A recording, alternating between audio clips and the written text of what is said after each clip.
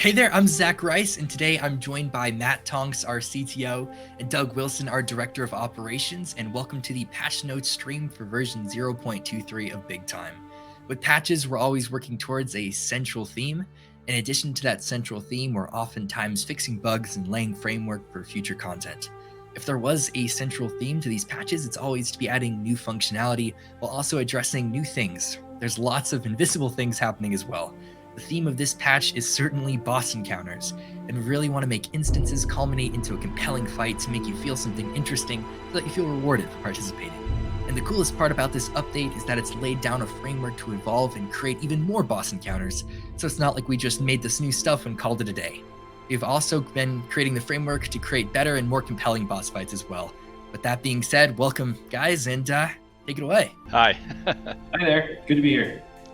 There we go, now I can hear everybody. Yeah, like I was saying, there's several new boss fights that have been added to the game, and let's get right into the patch notes and read it. So starting off with gameplay, there are several new boss fights that have been added to the game with more variety that's been added to the boss arenas game-wide. So be sure to explore higher level dungeon adventures for even more exciting boss fights, which only appear at higher levels. Guys, what are some of the boss fights that players can encounter, and what new things can they experience with this when they hop into the new update? So there's, sorry if I'm jumping on top of somebody, but I'll take that one, I guess. There's three main new things. One is kind of a much more variable, big boss arena that gets rotated into all the boss fights game-wide. That's kind of what the patch note there is alluding to.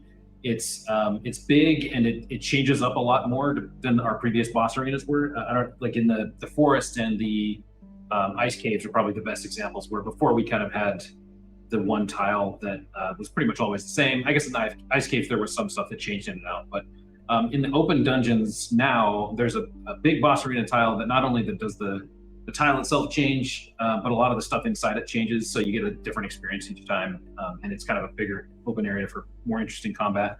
And we have in testing this, it won't be ready for 0.23, but we have like even more interesting like interior cave systems and crazy like multi-tier boss fights that are going to go into that same boss arena space. So that's kind of like the first thing that you'll run into as you're playing this patch. And then the other two exciting ones are, firstly, you'll hit the rising rings or the rotating rings boss fight, which is kind of its own bespoke, more like a raid, I guess.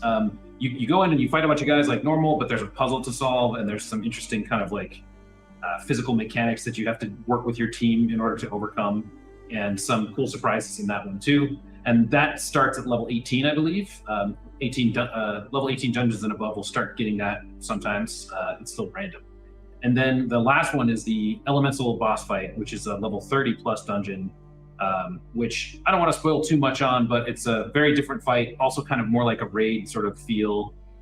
You'll need to work with your team carefully and have a good team to go in there, because it's a little bit more challenging, but it should be a fun time, I think, for everyone. And like Zach mentioned, a lot of the work that we did this time was setting up the groundwork for more fights like this. So, we have, our designers have basically an infinite amount of ideas of stuff they want to get in and try. So as we put out patches, we'll put in more boss variety, mix in as much as we have time to put in each time. So it should be more exciting and more rewarding too. Like we tried to play with the risk versus reward there and make sure that the harder boss fights actually do give you better rewards. And so you get some juice for your squeeze, if you will.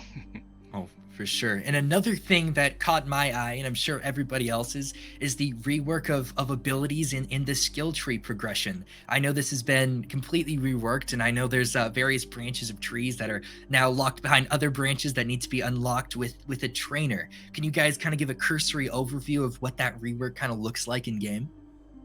Sure. So there's kind of like the basic skill tree that you get that you can unlock right away. And that's kind of for the first few levels.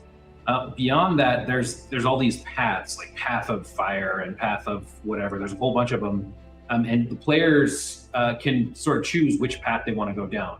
And in order to go down a particular path, you need to find the trainer in the world, and he'll train you. He'll unlock that path for you. And once it's unlocked, then you can put skill points into that kind of branch of the skill tree. And there's some paths that are easy to find trainers for, and some that you have to like explore dungeons in order to find trainers for, and some that have even more difficult and we'll leave it a surprise for you to figure out the requirements for those, because they're meant to be a little bit more challenging. They're more rewarding too. But that should give people just a lot more options and a lot more exciting choices to make as you're progressing your character or your pocket watch. It also gives you kind of more builds to try to swap between pocket watches. You can try one path on one pocket watch, level up another, try it, swap between them. Maybe you're playing the elemental boss fight and you want to switch to a particular path. I won't say why when you're fighting him. Those sorts of things are kind of what we're trying to lean into with these changes. But we think it should be exciting. In testing, it's been pretty fun. Sure. Oh my gosh, we just covered so much fun stuff. And now I want to ask the community, what questions do you guys want me to field to them? If you have any questions about what was just discussed, write it down in the Twitch chat. And if something sticks out, I'll relay it to them and we'll get some more juicy info. Alrighty, we'll give it a second. And yeah, what I really think is cool is more Shadow Blade abilities. That was really cool. And also the new Chronomancer ability, as well as the Meteor Shower. What is Meteor Shower? I need to know what that is. That's so cool. It's kind of like Blizzard. It's an area of effect targeted spell that does fire damage and has some different damage over time abilities. And speaking of the path of unlocks, one of the interesting things that we added there is given a particular path that you've chosen to go down, you can actually put more points into a spell and add abilities to it, or add extra damage effects, or like a DOT that gets added onto something like the Meteor Strike. But it's another very powerful, exciting Chronomancer ability, like you'd expect for that class. So it's a fun one, and sometimes enemies will use it against you. Just to warn you. We won't say which ones, but Gotcha. You'll see it maybe before you want to see it. Understood. I think the most common question I'm seeing in the chat is when update? When can everyone expect roughly for this update to be live? Sometime in the next couple days. We've been working hard to crush all the bugs in that patch. We call that kind of like the finaling stage. And I think we're down to just a handful of bugs left, and we just need to get a release candidate up and test it out, give our QA team a chance to run through it and make sure that we're not going to put the patch out and then have you guys find the bugs instead of us. But we're very close, and I wouldn't be surprised if it wasn't in the next couple of days. But it's sort of a when it's ready sort of thing. We're not trying to withhold a date from you on purpose. It's just we don't want to release it before it's ready, and release it as soon as it is ready. So. There you go. Now someone said, now I can sleep. Awesome. All right, cool. So kind of covered the rough gameplay section. I think now we want to move on to the balancing section. Of course, that's super important, and we'll start it out with balance. Jumping will now cancel abilities that are canceled by movement. That's very cool. And 2H sword and R2 attack has been adjusted to land more easily, and required points for Mighty Trial has been tweaked. And also Fixer Gate buffs now improve the level of the ability, and various abilities will now deal damage between a min-max range. Various bosses and mini-boss enemies are now immune to devolve. The smite radius has been decreased somewhat, and various fixer heal abilities now increase threat when cast. Very cool. What was your rationale behind those balancing updates? And yeah, what can players expect when they get into game? Is it, you think it's better? Do you think it's what do you kind of think about these balance changes? I mean, we're always making balance changes. By the way, a lot of those come from listening to the community. So, I see some people saying, I would post on the forums, but nobody reads those. But that's absolutely not true. We read those a lot. We collate all the feedback. We make changes based on what you guys are saying. So if if the change goes in that really pisses you off and you want us to know about it, you have to tell us. So anyway, but that being said, I think these balance changes should be largely beneficial to everybody. A lot of them are, like, two-handed sword, heavy attack being adjusted to land more easily just means it should be more what you expect. It should land, it should connect, it should do damage to things when you expect it to, and so on.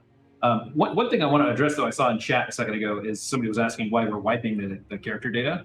And that's a good question. It's sort of alluded to in the top of the patch notes, but the main reason is because of that progression change that we were just talking about. We sort of kicked over the pile of all the progression that we had before, and we're redoing it all. And it didn't really make sense to try and backfill characters into that somehow. We would have spent a lot of time trying to do that in a sane way, and still would have had weird broken edge cases where people's characters didn't work. We also changed requirements and the progression of some of the gear, which is another reason why it gets really messy when we try to not do a wipe. We end up having bugs that we have to kind of retrofit backwards. But also, we're still in early stages, and we want to have you guys test out this new progression. So, sometimes we'll wipe character data just because we think it's fun to start over. It's fun to start the game from scratch again. And we want to make sure that you guys think it's fun to start the game over, because that's really important to us, is making sure that the game is exciting from zero all the way up to high levels. So there's sort of a lot of things that go into that decision, but the biggest one, I think, is that big progression change that we just talked about. So, sorry. Yeah, I think it's cool and as you listen. just to jump in real quick too, as painful as it is, I mean, we all play these games, and loot is such a driving factor in kind of what we chase after, and so nobody wants to lose anything like that. But as we continue to build this game out, these are kind of some of those growing pains in order to get to a state when we open this thing wide open to the public, that we'll never have to do these types of wipes again. So we do it now so we don't have to do it later. And as Matt said, there's just so much learning that we find too as we watch how all of you kind of work through that new progression. So especially balance is going to be something. I mean, even established live games are always undergoing different tweaks to kind of adjust based on the ebb and flow of how people are engaging with the game. But you'll see lots of balance changes, probably even more so as we're still in this early development cycle. So I think something really cool is you guys listen to the community. A lot of other game studios don't do that. They kind of just make blind changes, and they're very disconnected from what the community has to say. And it's always something I hated when they didn't take it into consideration. So props to you guys for doing that.